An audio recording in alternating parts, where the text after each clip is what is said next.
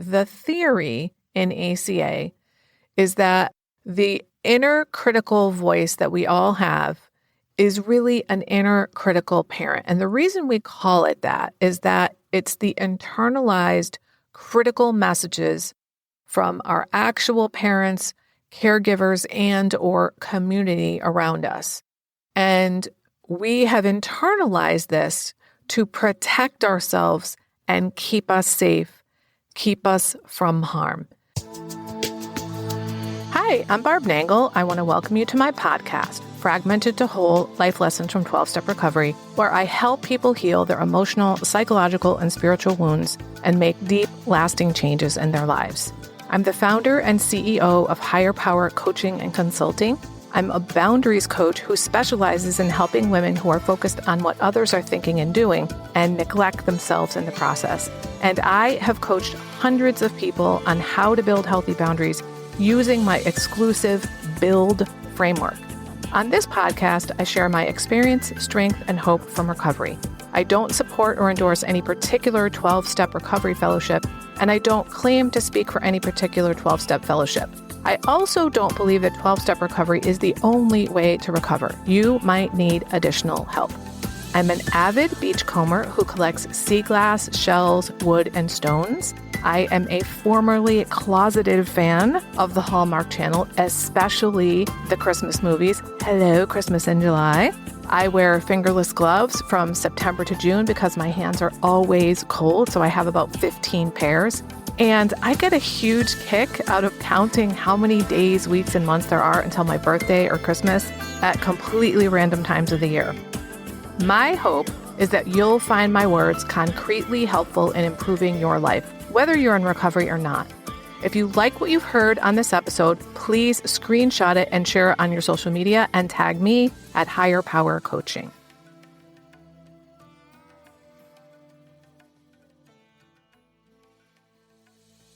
This is episode 212, 9 new methods I've learned for reparenting and how they've affected me. This is a follow-up to episode 181, where I talked about the 5 things I've done to reparent myself. And boy, have things changed since then. I have been through some really radical changes in the reparenting department since that time, and the impact is just enormous. And I don't think I can really articulate how enormous it's been because it's mostly internal. If you haven't already listened to episode 181, you should probably do that first. It's linked in the show notes, or you can just pause this one and scroll to that episode in your app. If you're not familiar with this concept of reparenting, that episode will give you more background than what I'm going to give here, and it will also help you know what I've been doing or what I was doing up until that time, so you can see how things have changed for me in the last few months. One thing I want to say is that I've been in a small ACA recovery group working on the Loving Parent Guidebook, which is fucking awesome, by the way. Shout out to my fellow travelers who worked on creating that book. Working in that group has a lot to do with some of these advances I've made, but the other thing that has a lot to do with these shifts and why they occurred at the specific time they did is that I listened to an episode of the Adult Child podcast with Andrea Ashley, where she had Susan Anderson as her guest. This was on January 25th, 2023. The episode is called The Outer Child and Abandonment Trauma.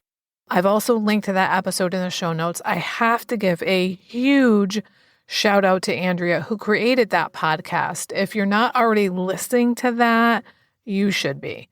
She is really getting the word out there to people that many, many of us are adult children and we suffer from childhood trauma, and she's working to help us heal. She has many amazing guests like Susan on the show. Plus, she's created an entire community. Anyone interested in recovery for adult child issues should check it out. Okay, so anyway, I'd never heard the term outer child before, so I was intrigued from the get-go about this episode. I was in the middle of about a 3-month period that really sucked ass. So this episode was very timely for me. And on the show, Susan talked about how if you really want to heal your inner child wounds, there are two things you need to do. One, you need to make consistent contact with your inner child, like 2 to 3 times per week. And two, make little tiny promises to your inner child and then follow through on them. So it could be something as simple as saying, I'm going to go for a 5-minute walk now, and then going for a 5-minute walk. So it's just little tiny promises, which is where you build trust or maybe rebuild trust with your inner child. So I decided to start doing both of these things. I committed to connecting with my inner child 3 times a week by doing non-dominant handwriting, which I described in the previous episode. One of the things I asked about when I was writing to my inner child right after this whole Susan episode was I asked her about money, because a bunch of weird things were happening that all had to do with money. And I asked her, how do you feel about money? And she was like, it scares me. I don't want to have to deal with it.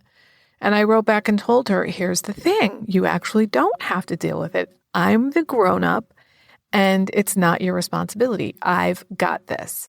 And in this non-dominant handwriting conversation, she told me that she wants an allowance. And I was like, okay, how about $5 a week? And she said, okay, good. And I also want you to take me shopping every week to spend it, which was totally what I was like as a kid. That phrase about money burning a hole in your pocket, that was me. So I said, well, I can't promise that I'll take you shopping every week, but I will make an attempt to do it regularly. The next morning after that writing, I woke up and had this dark night of the soul and then a whole cascade of memories about how I have literally been traumatized or had really serious drama for every fucking job I ever had before I got into recovery. So essentially, what I realized is that the way that I got money in the world involved trauma. Now, if you want to hear all about that story, then I talk about it in the 2 episodes about adult-child traits in the workplace. Those are episodes 205 and 206. Those are also linked in the show notes. So I'm not going to go into detail about that there. Okay, so I start making more and more frequent contact with my inner child, and I also decided that just like having a photo of my inner child, my little one, to look at regularly, I wanted to make more conscious contact with my inner teenager. So I also wanted to have a photo of my inner teenager handy so I could more easily connect with her too. So I picked a photo of me when I was probably 16 where I was smoking a giant bong. I knew immediately that was going to be the picture that I wanted to pick because that was my teenage and young adulthood. I was fucking high all the time. And I put that picture on top of my altar/top of dresser near the picture of my inner child. If you want to see that picture, DM me on Instagram and I'll share it with you. I have looked at that picture regularly, and this desire to really connect with my inner teen for the first time came from my work in the Loving Parent Guidebook group. And one suggestion in that book is to imagine a safe place where you can go with your inner children. Picture where it is, what kind of items you need to feel safe and loved and protected. Maybe you need to have special blanket or stuffed animals or something like that. And they also suggest that maybe, just maybe, you might bring your inner critical parent into that space if it feels safe for your inner children. So let me put a pin in that for a second and say the theory in ACA is that the inner critical voice that we all have is really an inner critical parent. And the reason we call it that is that it's the internalized critical messages from our actual parents, caregivers, and or community around us. And we have internalized this to protect ourselves and keep us safe, keep us from harm. And it worked when we were children, and we know that because we're not dead. However, it is not helpful as an adult. In fact, it's fucking crippling. Now, when I did this exercise to find this place, to come up with a place, I chose a hotel made out of ice, which I saw in a Hallmark Channel movie. The movie is called Winter Castle, in case you want to see it for yourself.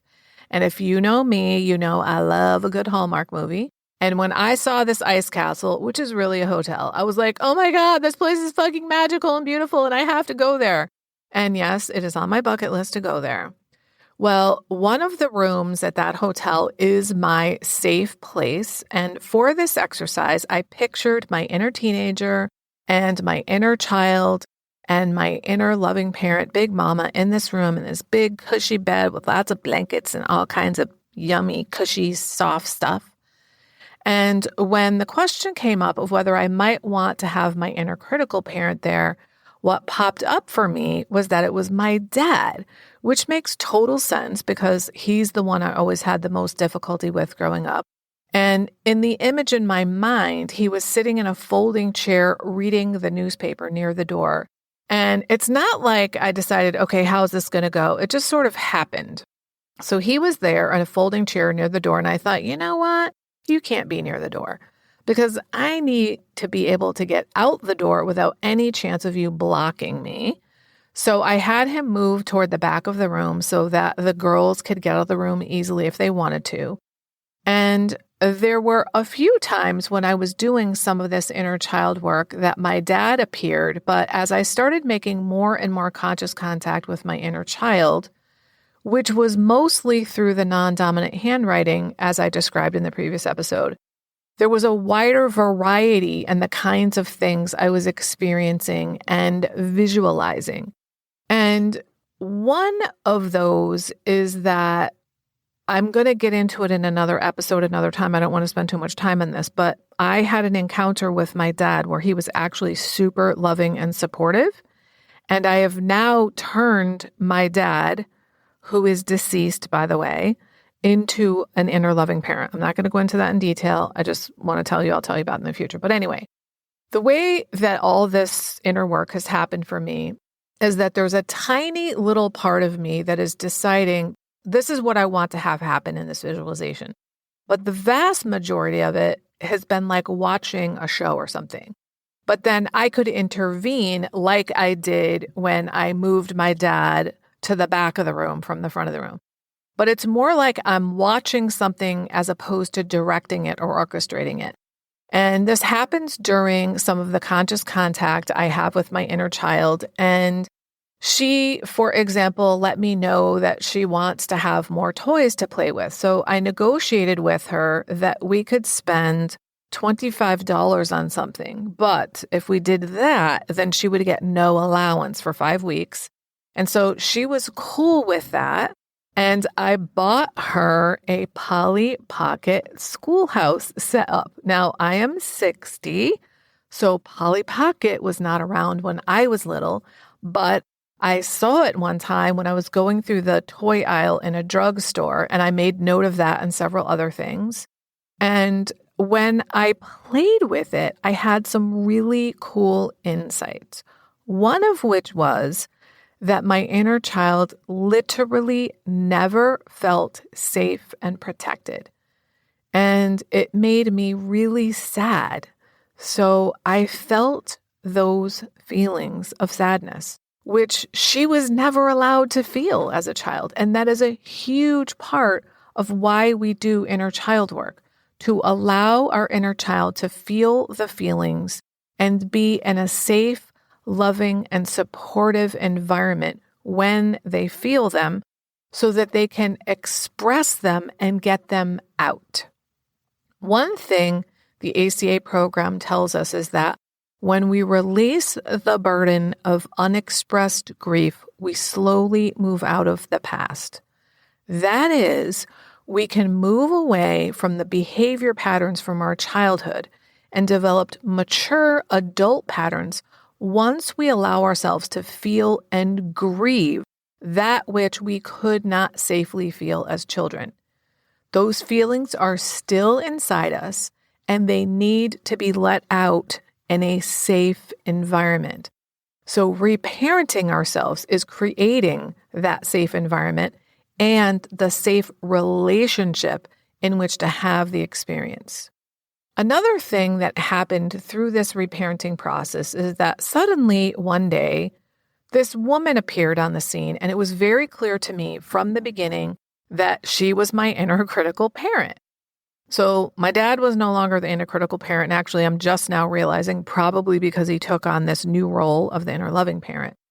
Well, a few weeks after she was around, or a few sessions, let's call them sessions, it came to me that her name is Irene. Now, I don't know where that came from. I just know that that's her name. She's this older white lady with really straight brown hair, straight bangs.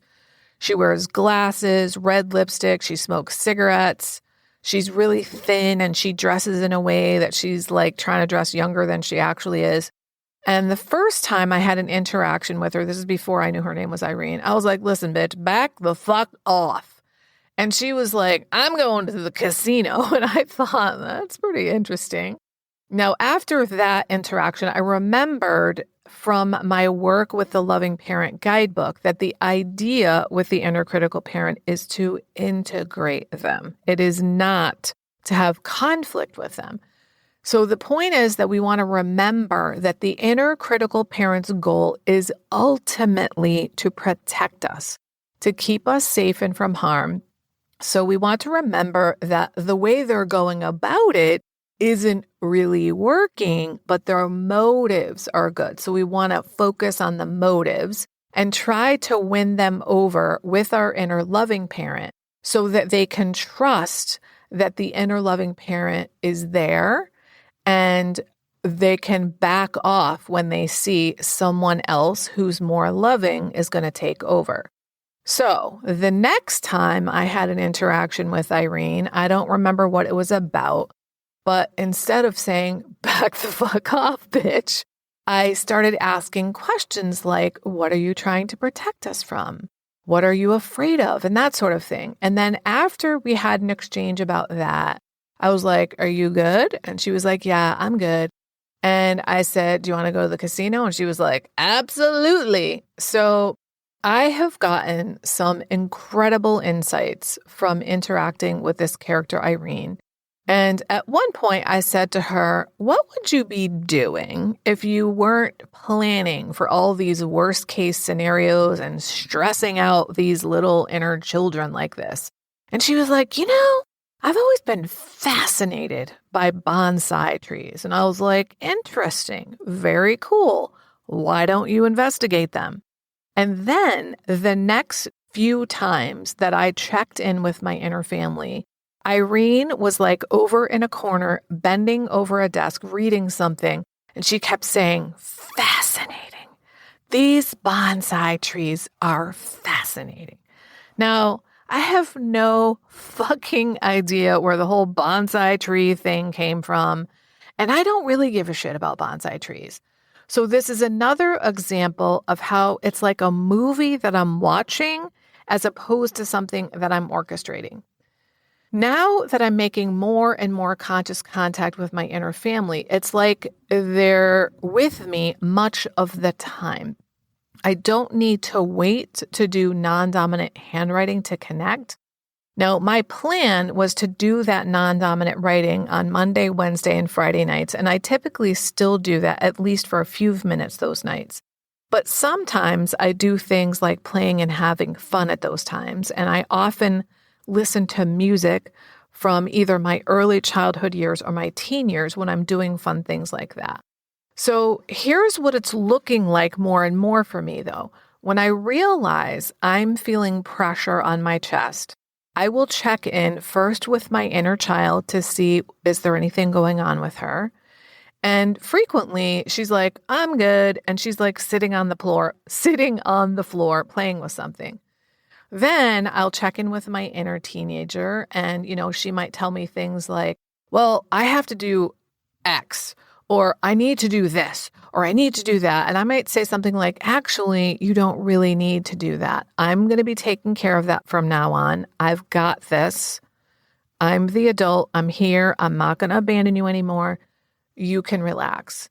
And one time I said to her, if you weren't stressed out about all these things that you feel like you have to do, if you didn't feel like you had to be in charge of these things all the time, what would you be doing? And she immediately said, macrame. And I was like, oh, because that was a craft activity that I did quite a bit as a teen. So I went out and bought some macrame supplies. I am honoring what my inner children want. Anyway, back to what my check-in with my inner family looks like. If I check in with my inner teen and she seems to be okay, then I check in with my inner critical parent and say, okay, what's going on? And once when I said, what are you afraid of? She was like, ruin. And I was like, holy shit, that is fucking dramatic. She's afraid of ruin. And that's just not how Barb, thinks at all. And it's so fucking far from what's actually going on that it's almost laughable, except that it's a real concern and I need to pay attention to it rather than dismiss it. At times like this, I'm reminded of something that Michelle Chalfant from the Adult Chair podcast says, which is that adults live in fact and truth.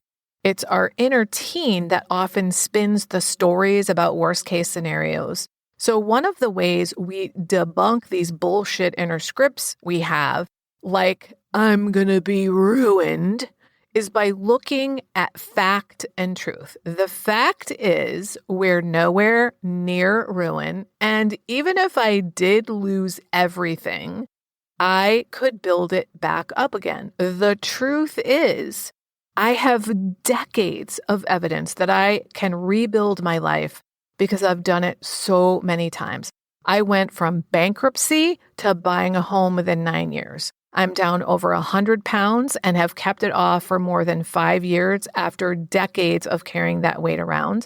I went from scanning the horizon at all times, looking for reasons to beat the shit out of myself, to truly loving myself. I went from 28 dysfunctional relationships to knowing how to be in and actually being in a very healthy, happy one. I've had numerous episodes of depression that were devastating to having really stable mental health for years. Now, I could go on with these facts and truth, but you get the point that I'm not going to be ruined. And even if I were, I would bounce back from that. So I'm living in fact and truth.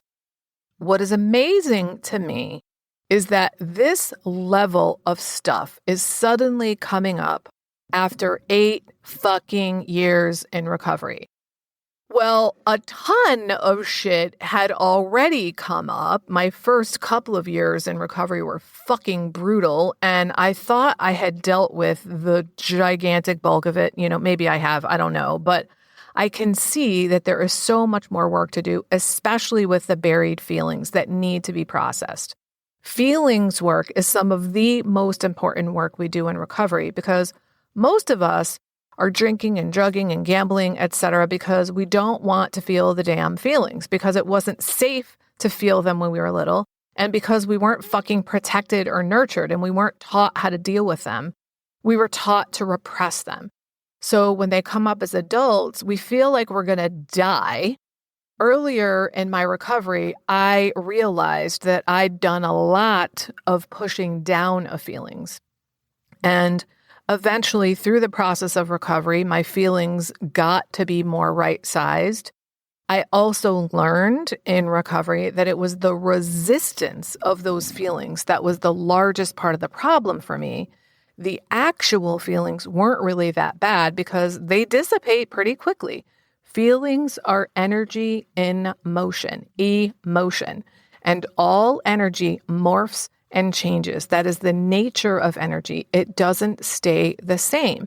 But we're afraid if I feel this feeling, I'm going to live in it forever. Like if I start crying, I'm never going to stop. And that is not what happens. But somehow I needed to relearn this lesson. And a couple of months ago, I had about a 6-week period of time where I was having some serious fucking feelings. And probably about a dozen times during this period, I literally laid down on the floor of my kitchen so that I could splay myself out. And I literally said, all right, universe, bring it. Bring those feelings. And a few of those times, I actually got to the point where I had dry heaves. But here's what's really interesting. The feelings lasted for maybe like 7 to 15 seconds. And I was like, are you fucking kidding me? All that drama for 7 to 15 seconds when I just let it happen? Now, the reason I laid down on the floor and splayed myself out was to physically submit, to make sure there was zero resistance in my body. No tension, no resistance at all. I did this because I felt like I had to, but it was a demonstration physically to the universe.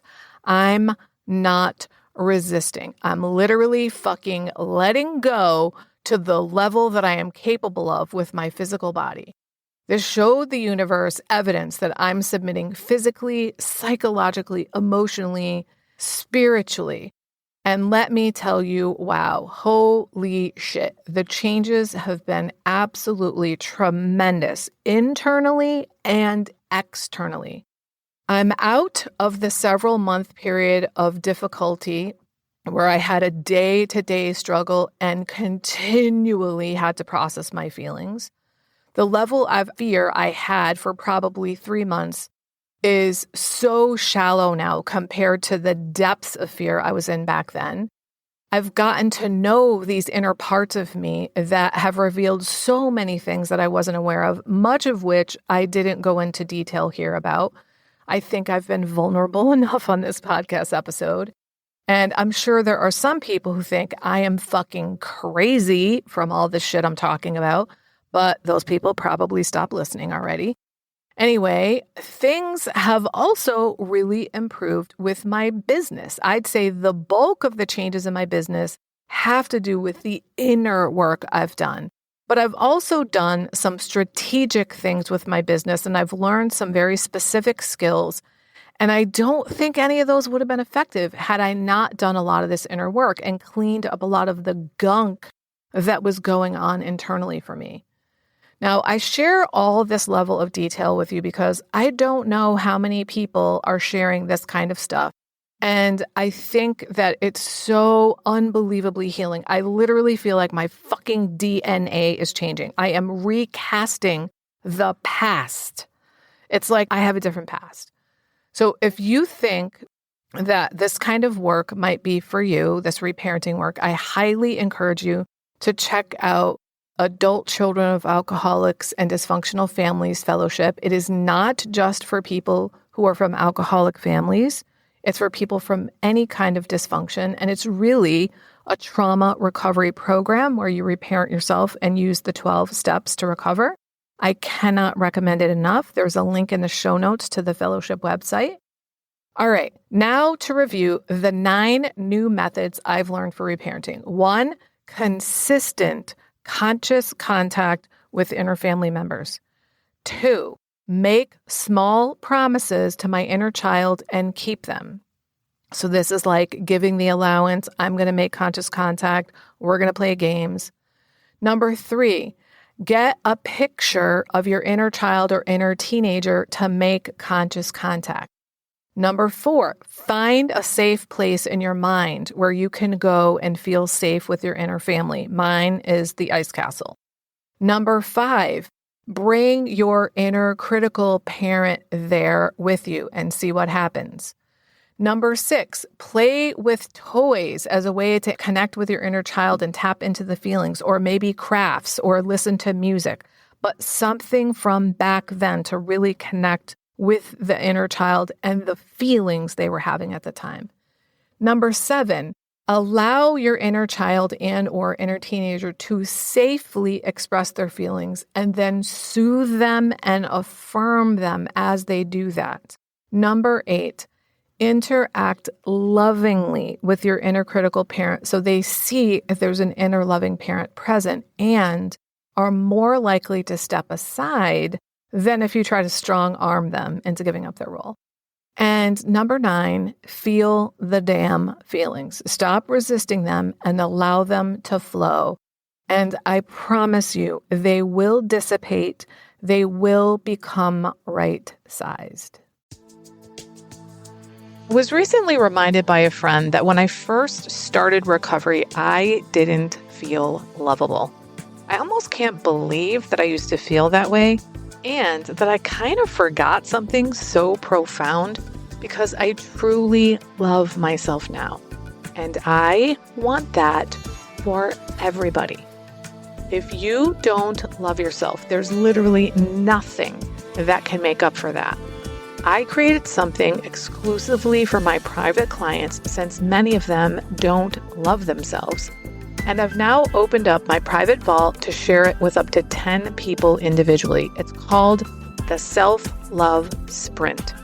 You'll grow to love yourself and truly feel worthy so you can stop saying yes when you really want to say no. Stop neglecting yourself and putting everyone else first. Stop saying all kinds of nasty shit to yourself. That is not what people who love themselves and feel deserving do. You'll stop being afraid that others will think that you're selfish for taking time to care for yourself. This is also for you if you don't really know who you are because you've always been such a fucking chameleon. Go to higherpowercc.com/love sprint. Remember, I'm only offering 10 of these, so don't wait. If you like this podcast, and I'm guessing you did or you wouldn't still be listening, then you're gonna love the other things I have to offer. If you'd love pre-release podcast scripts and episodes before anyone else gets them, or if you'd love access to content from my private vault that I developed exclusively for my private clients, which is like having a work session with me without me actually being there, go to patreon.com/higherpowercoaching. There are 3 tiers ranging from as low as $4 up to $24 a month. You'll also love my weekly newsletter, Friday Fragments, which has content very similar to the podcast. You can check it out at fridayfragments.news. That's fridayfragments.news. Please like and subscribe to my podcast on your favorite podcast outlet. I'd also love it if you'd leave a review, which you can do either in the show notes or on Apple Podcasts. It really helps other people find my podcast so they can get the benefits you've gotten from listening. If someone came to mind when you listened to this particular episode, please share it with them. And my favorite place to hang out on social media is Instagram. I'm at Higher Power Coaching. Please DM me there. I'd love to hear what you got from this episode. I run group and private coaching programs on building healthy boundaries. Whether you need help with boundaries in your personal, professional, or romantic life, I can help. Head on over to barbchat.net where you can hop onto my calendar for a free 30-minute Better Boundaries consultation. My ideal client is someone who is ripe for change. If that's you, I would love to work with you. My goal with all my work is to help you make lasting changes in your life like I've made deep, lasting changes in my life. Remember, it's never too late to recover. No one is beyond hope, and healing is possible. Thanks for listening.